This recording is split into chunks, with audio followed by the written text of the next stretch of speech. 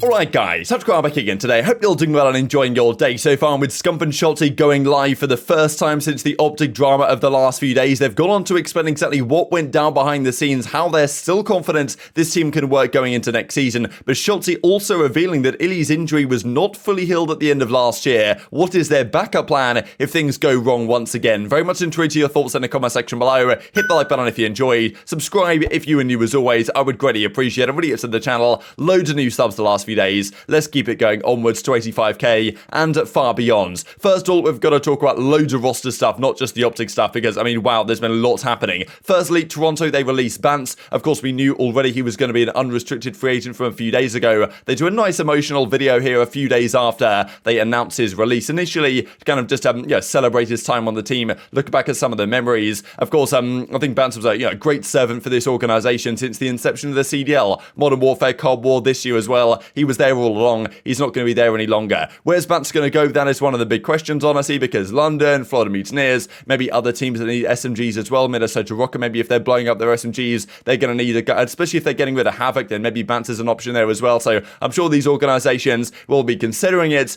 but hopefully Bance lands somewhere, because I definitely think he's a player with his tenure that deserves another good chance, right? I think he's definitely in the ballpark of best players that have never won the World Championship, given the results he's had throughout his career. Pretty much confirming here, Toronto as well, that Insight will be staying on the team. At least he's part of this blueprint episode. So we expect Insight, Scrappy, of course, CleanX +1, might be Afro. That was the rumor a few days ago, but I'm sure Afro's got plenty of offers out there as well that he's got to consider right now. Attach also is an interesting player to discuss it. Don't cry because it's over, smile because it happened. Now, we've seen many players tweet cryptic things. Attach absolutely loves to do this type of stuff, but many players that are unrestricted free agents will start to take the name of their organization out of their name and bio so that they show other teams like, look, I'm interested in offers. I might not be, I'm unrestricted. I'm not necessarily going to re-sign to this team, just to show other teams that, look, I'm potentially going to sign for you instead if you give me a good offer. Attach, though, despite being unrestricted from Minnesota, and we kind of doubted whether he would return, he still does have Minnesota attached, a professional player from Rocker. His header is still like this. So, it does seem like he's at least considering a return to the Minnesota organization. They'd probably have to pay him a lot of money to get him to stay, build him a great team that he wants to have around him if he was to stay, and also whether they'll have like a Texas facility or something, or an LA facility instead of where the players are currently based up in Minnesota, that maybe Attach isn't too happy with, is a bit of a question, right? So maybe he returns, maybe he doesn't. Of course, there could be other options out there for Attach as well, flex or main AR positions, as we'll see later on today, but the return to Minnesota might not be off the cards, right? Of course, it's still one of the more likely opportunities given the relationship that they have and the fact that they blew up their entire team. They could say, look, Attach, you're our guy, what team do you want to build? We've got the money to make it happen. So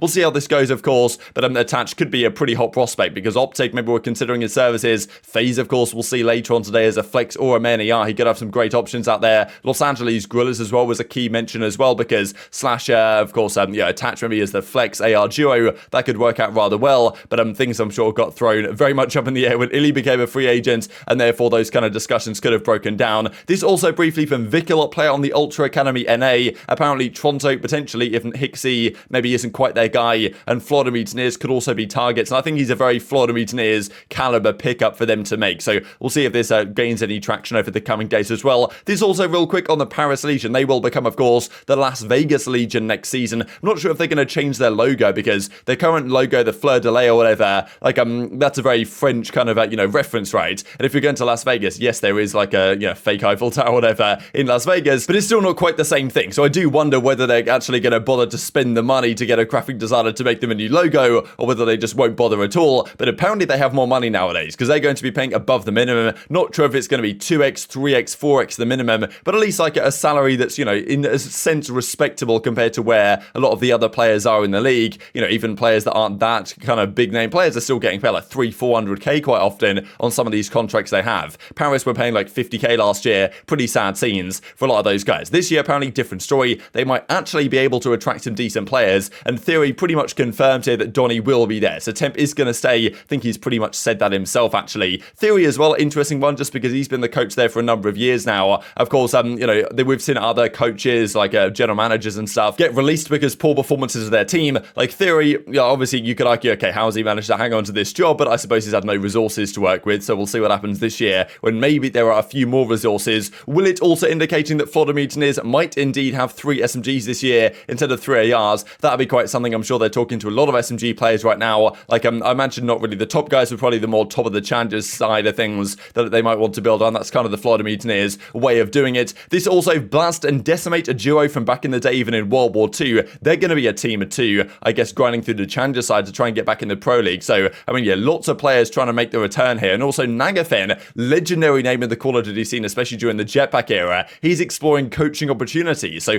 not really sure what his history is along these lines, but I thought it was pretty interesting as well that, you know, potentially Nagafen as a coach could happen for some team or another this year. I'm sure some teams are looking to kind of expand their arsenal. That's most of the Rostermania rumors for now. Let's dive into it then. So back for 22-23, of course we said yesterday 22, pretty interesting. Maybe the season starts a bit earlier. Dashy, Scump, of course, Shotzi and iLLeY, they've run it back. They've decided to pull the trigger and make it happen once again. So crazy scenes, of course, over the last few days. We've wanted explanations. We've seen explanations to a certain degree from Dashy, saying like they weren't trolling, they were considering changes. He would never leave of his own accord, but effectively he was forced out. Scump got back from holidays. They had 2 or 3 days of talks, and then they decided, look, it's probably better off that we just run it back and iron out our differences and go again next year. Now, of course, look, yes, Scump might be saying here that they've ironed out their differences and everything's sunshine and rainbows now, and there's no bad blood between the team and all this type of stuff, but look, still, at the end of the day, there were clearly some serious differences there between either what the team wanted to do. Scump was away. Now, there's no chance to me that Scump was completely like, you know, absent from all the decision making. Like, Scump, just because he was on holiday, and I think he did say he disconnected, but he might have said something to Rambo or Shotzi or whatever before he went away and was like, yeah, I'm not really happy with this situation. You guys figure it out or something. And then maybe Scump did kind of find out, like, wow, they really went that far or something. But, you know, look, at the end of the day, if Dashy and iLLeY were the ones to get released from the team and the free agent tweets gone out, like, I highly doubt that Scump had no idea that was happening, right? And then came back and said, oh, got a second, guys, let's just think about this 1 second. Maybe that is what happened, but seems kind of doubtful to a certain extent. I'm sure that Scump kind of knew what was going on, but maybe they just realized that, like, look, yes, we might have had our differences here and things were a little bit crazy, but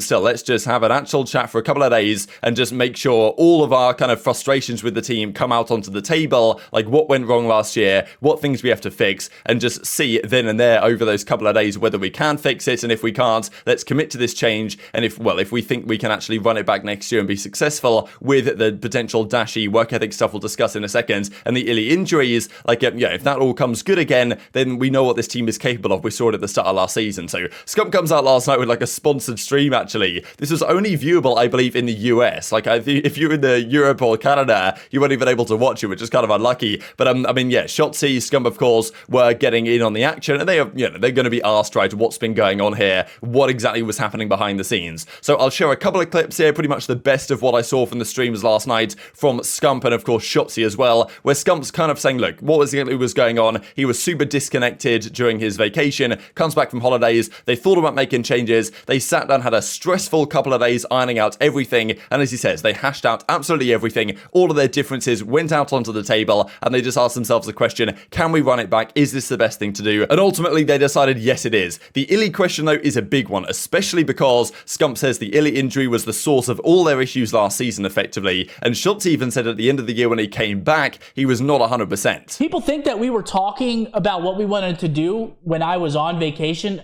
That didn't happen at all. So everything happened.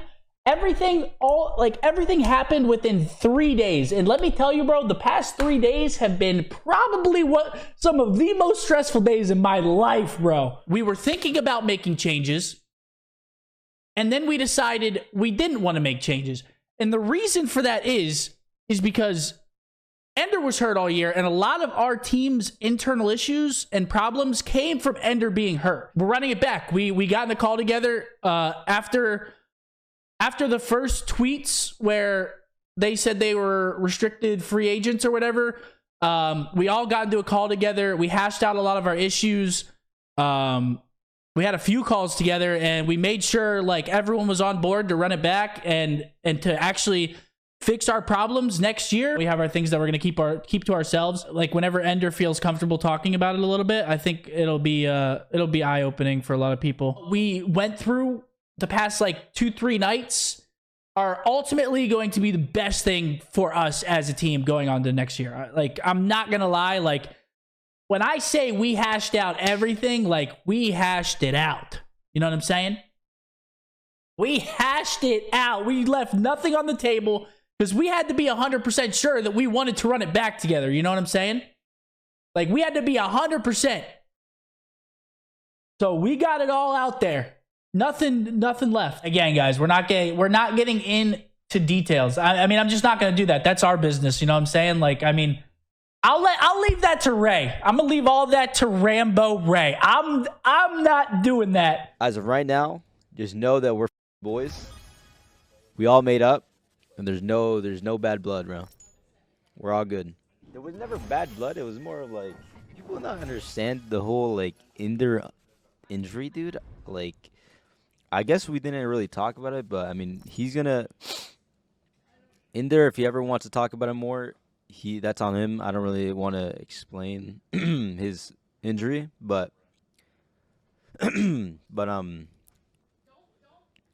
just know Inder was literally playing with a really, I mean, he'll explain it, but like his thumb wasn't near 100%, and the fact that he was so frying, like, that's typical for Inder, dude. Inder went through a lot, bro. So I think always here, you're only going to get one side of the story. You're not going to get the entire picture. I don't think the entire picture is really ever going to come out because, I mean, look, I was hearing very shortly after the World Championship that the team was not happy with the Dashy situation and kind of, you know, turning up on time, this type of stuff. That was not long after the World Championship at all. So these kind of, like, you know, differences have been festering for a while. And I'm guessing, like, maybe they were building up quite significantly while Scump was away with Rambo Shotzi, like, whatever they were talking about. Who even knows, right? And who even knows why iLLeY was removed initially? It's really difficult to say. It's tough to speculate. And they're never going to tell us the whole story, right? Because Scump isn't going to say, yeah, I kind of did want Dashy drops, but then I thought better of it when push came to shove at the end of the day. Like, look, we're never going to hear that side of things, even if that is true. But I think this is good for OpTic, right? They get absolutely everything out on the table. Scump's frustrations, Shotzi's frustrations, Dashy's frustrations, iLLeY's frustrations, Rambo's frustrations, whatever. Put it out there, say what was wrong, say why it happened, why it went wrong, and just have, you know, a deep heart-to-heart discussion on why this happened, how can we solve this going forwards? Because we know what this team is capable of, but of course, look, they're just got to deal with their issues going forwards, and they believe they can do that, and they probably can. If iLLeY was 100% healthy, I would have few issues with the team doing exactly what they're doing, right? But I think the iLLeY question is the massive one, because yes, okay, maybe when iLLeY's injury did initially occur,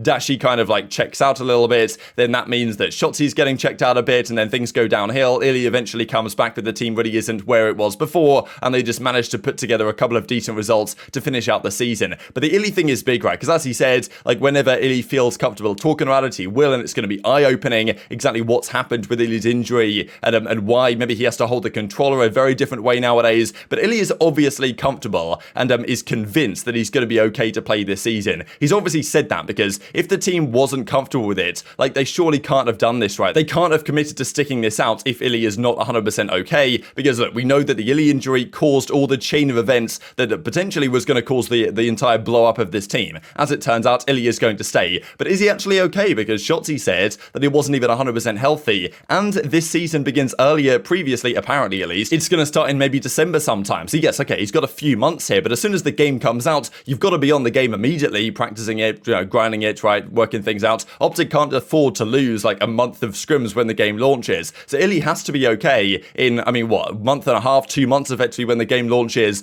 towards the end of October. And maybe by that time he will be if he has to have surgery or whatever's going on. But yeah, Shotzi said he came back, he was frying, but he wasn't 100%. So maybe iLLeY's found a way to hold the controller in a different way, adjust his grip to a certain degree so that the issue doesn't affect him anymore. But I know that we've heard guys like Zuma saying that what he had a couple of years ago and that eventually forced him to retire, like he sees some similarities there with what iLLeY's going through. So look, I think it's far from guaranteed, to be honest, that they return in the new season and iLLeY's absolutely fine for the entire year. Obviously, they've committed to this for a reason and they believe it's going to be okay. And surely they can't have done this if it wasn't going to be the case, but you still can't guarantee it, right? Like, I really hope that iLLeY's okay. That would be absolutely ideal scenario. We don't want to see a guy's career get cut short or have issues due to injuries like this. But, you know, it's a reality of the situation that OpTic were probably considering replacing him because of the injury he had. Now they've kind of hashed it out for a few days and are confident that it's going to be okay. But how confident, like, are they really 100% confident in their mind? Are they like 90% confident that it's going to be okay? Like, what is actually the internal team dynamics there? Because because it's a bit of a mess, to be honest. Now, of course, what it does mean is, what is their backup plan for this, if there is any at all? Like, are they going to have a bench player? Because you can't get Cammy to just sit on your bench, right? Just in case things go wrong with it, because Cammy's going to want to go to an actual team and start. So there really are, like, no options, really. Like, you can't get a player on iLLeY's level to just sit on the bench for the season. Like, it's just not going to happen. And even TJ mentioned, as Dashy Batman says right here, that he doesn't want to sit on the bench, apparently. Don't have a clip for this, but, like, I think that makes sense. He's probably going to go to Vegas or something. That makes a fair bit of sense. TJ and Ted maybe teaming up together again. So you're not really going to get a good substitute player that's going to be a perfect replacement sitting on your bench. So they have to be super confident this is going to work. And I'm guessing that they must be right for this to happen. But I think if you guys are OpTic fans, I'm sure there is some serious apprehension there. I think a lot of OpTic fans would have actually kind of preferred, like, the Cammy move to happen, right? Even if Dashy doesn't go, like, you know, maybe Cammy for iLLeY. Like, I know, like, maybe it's a downgrade in some senses. It's an upgrade in terms of maybe pure ceiling, but it would have maybe taken a lot of ease and stress away from OpTic fans and maybe the OpTic organization and players, because, you know, maybe you don't have to worry so much about the potential recurrence of that injury. Now, look, we don't know all the stories. I guess eventually we might get some details, and as I say, they must be confident enough it's going to be okay for them to go through with this. But if they do commit to all this and the injury happens again, like, yeah, wow, I can't imagine what that's going to do for their mental, to be honest, given the fact that they almost blew it up as a result of it this season. If it happens again next year, I'm almost certain that, you know, it's going to happen at some point or another, right? That something's going to blow up within this team, whether it's a one-man, two-man change. It was almost happening, feeding off this injury. Like, yeah, they can't afford a recurrence. But yeah, definitely tweet your thoughts on all this in the comment section below. Nice new out here from Pred, actually. A lot of you guys have probably already seen this, to be honest, but Breaker Boy tweeted it out yesterday, so I thought I'd just put it on the big screen once again from last season's Black Ops 2 Plutonium. Good fun, a lot of people had in the off-season. Not really sure what game people are playing this year, but very much intrigued to your thoughts in the comment section below. Hit the like button if you enjoyed. Subscribe if you're new as always. Take care of yourselves, and I'll see you next time.